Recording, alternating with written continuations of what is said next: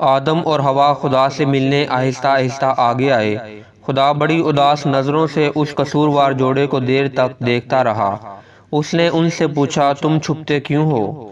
آدم نے ہکلاتے ہوئے جواب دیا، میں آپ سے ملتے ہوئے ڈرتا تھا کیونکہ میں ننگا ہوں۔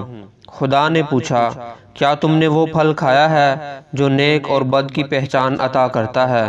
آدم بولا، اس میں میرا کوئی قصور نہیں، مجھے ہوا نے اکسایا تھا۔ ہوا نے بھی کہا، میرا کوئی قصور نہیں، سانپ نے مجھے بہکایا تو میں نے وہ پھل کھایا۔ خدا نے باری باری ان دونوں سے کہا، میری نافرمانی کر کے تم نے اس خوبصورت دنیا کو بگاڑ دیا، بالکل خراب کر دیا ہے۔ اب پھولوں اور فصلوں کے بیچ میں کانٹے دار جڑی بوٹیاں اگا کریں گی، تمہیں سخت اور تھکا دینے والی محنت کرنی پڑے گی۔ اس کے بعد جو کچھ ہوا وہ اور بھی افسوسناک تھا۔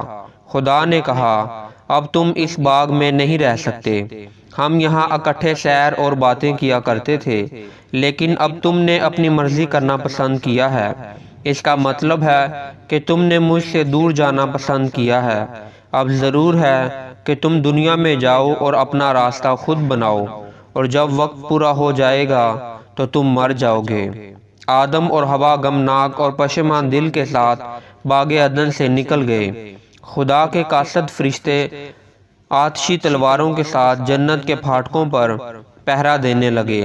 ایسا معلوم ہوتا تھا کہ بنی آدم ہمیشہ کے لیے جنت سے محروم ہو گئے ہیں۔